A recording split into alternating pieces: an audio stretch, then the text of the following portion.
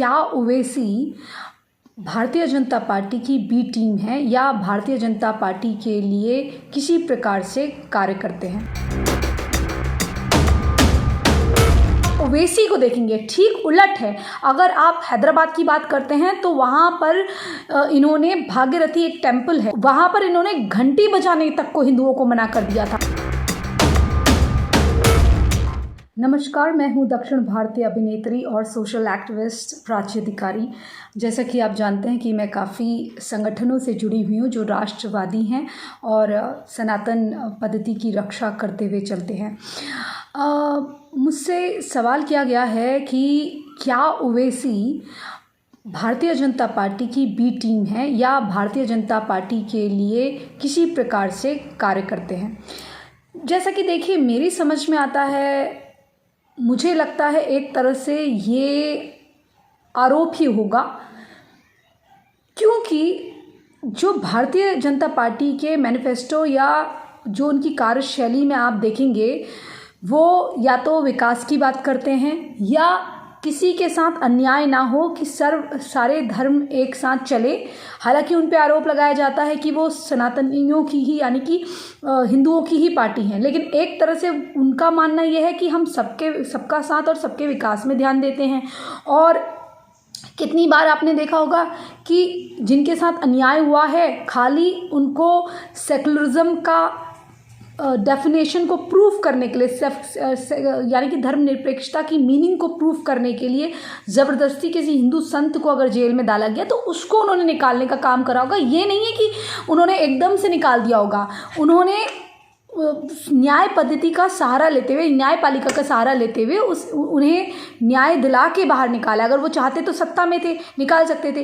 ठीक उसी प्रकार से अगर आप ओवैसी को देखेंगे, ठीक उलट है। अगर आप हैदराबाद की बात करते हैं तो वहाँ पर इन्होंने भागीरथी एक टेम्पल है, भागीरथी मंदिर, जिसके नाम पर भागीरथ या भागीरथी, उसके नाम पर ये शहर का नाम भी था, हैदराबाद का नाम भी था। तो वहाँ पर इन्होंने घंटी बजाने तक को हिंदुओं को मना कर दिया था। इवन दिवाली में पटाखे, आप मेरी बात पे यकीन ना करें तो वहाँ के लोकल लोगों से पूछिएगा, जिस तरह से वैमनस्य की भावना इन्होंने सनातनियों के लिए पाली भी थी कि हम लोग ईद में तो खूब हम बकरी काटेंगे, गाय काटेंगे, लेकिन हम आपको घंटी बजाने से रोकेंगे। यानी कि अगर ये वाकई में बीजेपी की बी टीम होते, ये कहने में बड़ा अच्छा लगता है, फन लगता है, बात करने में, मतलब यू नो हम लोगों को बात करने में ठीक लगता है कि मजाक के तौर पर, लेकिन आप असलियत जानिए, इनकी जो बाप दादाओं की जो विरासत चली आई हुई है, मैं अभी उनका नाम तो नहीं ले पाऊंगी क्योंकि अभी मैंने उसके बारे में उनका नाम मुझे याद नहीं है, लेकिन जितने भी रज़ाकार वगैरह रहे हैं या निज़ाम के अंदर जिन्होंने काम करा है, कितने लाखों हिंदुओं का नरसंहार करवाया है, ये मुझसे बेहतर आप लोग भी जानते होंगे। 9 गांव फूंक दिए गए थे जब भारत का विलय हो रहा था, कि अगर कहीं यहाँ के तेलंगाना के हिंदू जो हैं, सनातनी जो हैं, वो कहीं सरकार के पक्ष में न चले जाएं, तो ये कहा गया था कि आप यहाँ पर सेना भेजेंगे तो आप उतने हिंदुओं की लाश देखेंगे। हालांकि ये बात अभी तक हिस्ट्री में छुपाई गई। अगर ये बात यहाँ के तेलंगाना के लोगों को, आंध्रा के लोगों को पता होती तो शायद वो जब हिंदी बोलते, अपनी तेलंगाना वाली हिंदी बोलते या आंध्रा वाली हिंदी बोलते, तो वो कभी नहीं कहते कि हम उर्दू बोल रहे हैं। क्योंकि जो उर्दू बोलने का दावा करते हैं मुसलमान भी, उनको वो हिंदी ही बोलते हैं, वो हैदराबादी एक्सेंट की हिंदी बोलते हैं, वो उर्दू नहीं होती, लेकिन वो उसको उर्दू मान के चलते हैं ताकि एक पूरा परिप्रेक्ष्य उनका जो है इस्लामिक हो।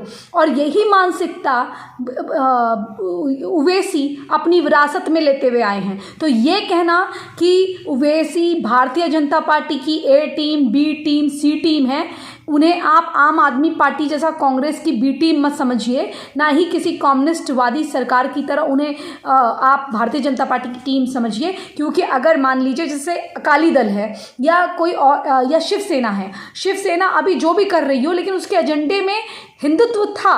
हालांकि वो अभी बिल्कुल एक पक्ष को लेकर साथ चल रही है। हिंदुत्व का मतलब है कि देखिए, जहाँ सनातन है वहाँ सभी लोगों का साथ होता है। सनातन अगर राष्ट्र मान लीजिए एक तौर पे हिंदुओं का एक ही राष्ट्र है, यहाँ पर वो संभव था क्योंकि हिंदू शांति प्रिय हैं असली में। लेकिन एक जो दूसरा तबका है, उनके लोगों की सोच ये है, उनके लीडर की, कि आप 15 मिनट के लिए पुलिस बंद कर दीजिए, पुलिस को रोक लीजिए।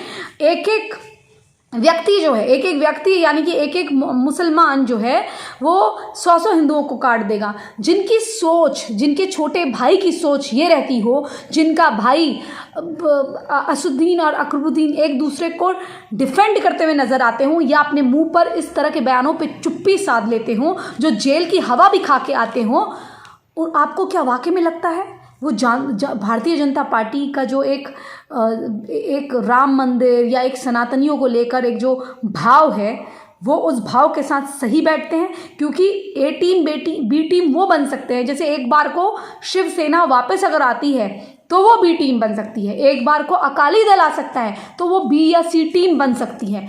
लेकिन ये कहना कि ओवैसी बी टीम है, ये सरासर भारतीय जनता पार्टी के लिए गाली समान है। हाँ, ये ज़रूर है कि 4 मुसलमान पार्टियां अगर लड़ रही हैं या 2 मुसलमान पार्टियां लड़ रही हैं तो वहाँ ओवैसी अपनी बातों की खिचड़ी पका के बड़ी बड़ी बातें करके वोट ले सकते हैं, ये ज़रूर है। वो मुसलमानों के नाम पर भड़काऊ भाषण देकर वोट जीत सकते हैं। और जहाँ पर ये कंपैरिजन करा जाता है कि देखो भारतीय जनता पार्टी के लोग भी तो भड़काऊ भाषण दे रहे हैं, हो सकता है वो पार्टी में आने से पहले के हों लेकिन पार्टी में आने के बाद के नहीं हो सकते। अगर आपको साक्षी महाराज का किस्सा याद हो तो साक्षी महाराज ने एक बार कोई टिप्पणी करी थी तो उनको मोदी जी ने बुलाकर फटकार लगाई थी कि इस प्रकार की चीज़ें अगर करनी है तो पार्टी से चले जाइए, राइट। ऐसे ही किसी अन्य नेता ने करी हो तो उसको ये लोग आरएसएस और बीजेपी से जोड़ देते, जबकि उनका आरएसएस और बीजेपी से कुछ लेना देना नहीं होता। बजरंग दल एक अलग संगठन है, विश्व हिंदू परिषद एक अलग संगठन है। हालांकि उद्देश्य ये है कि भारत में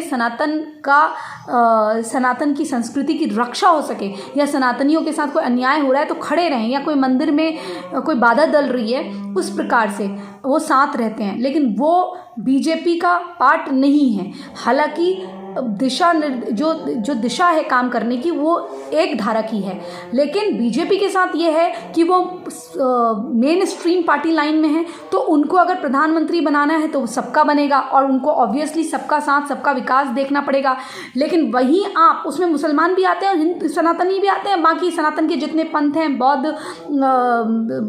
बौद्ध, जैन, सिख सभी आते हैं। लेकिन अगर आप जब ये कह देते हैं कि ओवैसी हैं तो ओवैसी के तो इतिहास उनके, अगर आप उनके वो इतने कट्टर हैं कि हिंदुओं से ही वो मुसलमान बने, तो वो अपने परदादा का नाम नहीं बताते। उनके आप दादाजी का नाम देख सकते हैं, परदादा का नाम देख सकते हैं, लेकिन उससे पहले वाले दादाजी का नाम आप नहीं देख सकते। जो राम प्रसाद या रामलाल कुछ था उनका नाम, वो आप नहीं देख पाएंगे, क्योंकि इनके जो परदादा थे वो रज़ाकारों के बाद ही उन्होंने ये सत्ता हासिल करने के लिए, उसमें शायद सूबेदार कुछ चीज थे वो उनकी, उस नवाब ख़ानदान में, उस नवाब ख़ानदान का जो लगता था किंगडम टाइप का लगता था, यानी कि क्या बोलते हैं उसको, राजपाट टाइप का जो संभाला करते थे निज़ाम वगैरह, उनके वहाँ बड़ा अपनी प्रमोशन पाने के लिए उन्होंने इस्लाम स्वीकारा था। और वो चीज़ें आप देखेंगे विकिपीडिया से भी नदारत हैं। लेकिन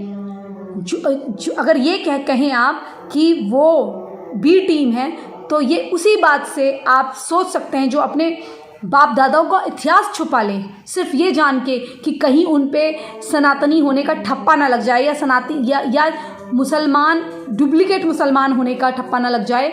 वो वैसी हैं, वो बड़ी बड़ी बातें कर सकते हैं। अगर आप उनका इंजीनियरिंग कॉलेज या जो भी कॉलेज वो चलाते हैं देखेंगे तो उसमें राव रेड्डियों के बच्चे पढ़ते हैं, उसमें आप कभी भी एक मुसलमान का बच्चा, मतलब यानी कि 1.1% होंगे। क्योंकि वहाँ पर पैसे लेके एडमिशन होता है, करोड़ों में एडमिशन होता है, तो वहाँ पर आपको गरीब मुसलमान के बच्चे नहीं दिखेंगे। वो अपनी जो सो कॉल्ड अवाम है जिसके लिए वो आवाज़ उठाते हैं कि हम मुसलमान हैं, इंशाअल्लाह फतेह हमारी होगी, मुझे तो कहीं पर भी वो अपने मुसलमानों के लिए कुछ करते हुए नज़र नहीं आते। हाँ, ये ज़रूर है, अगर आपको याद होगा कि उनको किसी ने एक बार चाकू मारा था या बुलेट मारी थी, तो तब सामने आया था कि उन्होंने ज़मीन हड़पी है, और उस आदमी ने, पप्पू खान या पप्पू पहलवान था, वो सोया हुआ था वहाँ, ये गुजर रहे थे इनके छोटे भाई, तो उसको उन्होंने वार करा था। वो क्यों वार करा था? क्योंकि भू माफिया और चीज़ों में जुड़े रहते हैं, सिर्फ हिंदुओं की नहीं, अपने मुसलमानों की ज़मीनें ये हड़पते रहते हैं। तो ऐसा,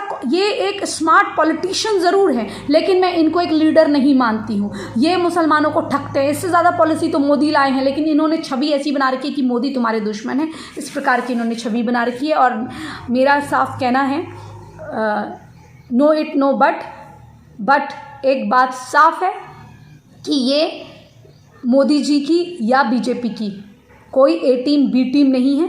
ये केवल अपने ख़ानदान में पैसे बनाने के लिए पॉलिटिक्स में आए हैं, और ये विरासत में मिली है। ये आवाम के आदमी तो हो ही नहीं सकते, क्योंकि जिस आदमी के वहाँ विरासत से, ख़ानदान से, इनमें और कांग्रेस पार्टी में कोई अंतर नहीं है। पारिवारिक पार्टी है MIM, मजलिस मुसलमीन या जो भी इनका नाम है पूरा, ये पहले से ही बस इसमें ऑल इंडिया लगा दिया गया है, बाकी और कुछ नहीं है। ये वही पार्टी है जिसके पूर्वजों ने ये कहा था कि हम हैदराबाद को अलग रखेंगे, अलग राज्य बनाएंगे या छोटा मिनी स्टेट बनाएंगे, मिनी कंट्री टाइप का बनाएंगे, लेकिन हम भारत के साथ विलय नहीं करेंगे। वो तो धन्य है सरदार पटेल जिन्होंने कहा कि अगर आप नहीं करेंगे तो फिर हमें दूसरे तरीके से करना पड़ेगा। तो इन्होंने भी कहा हम लाशें बिछा देंगे, तो उन्होंने कहा जब आप लाशें बिछा देंगे तो क्या हम खाली हाथ बैठेंगे?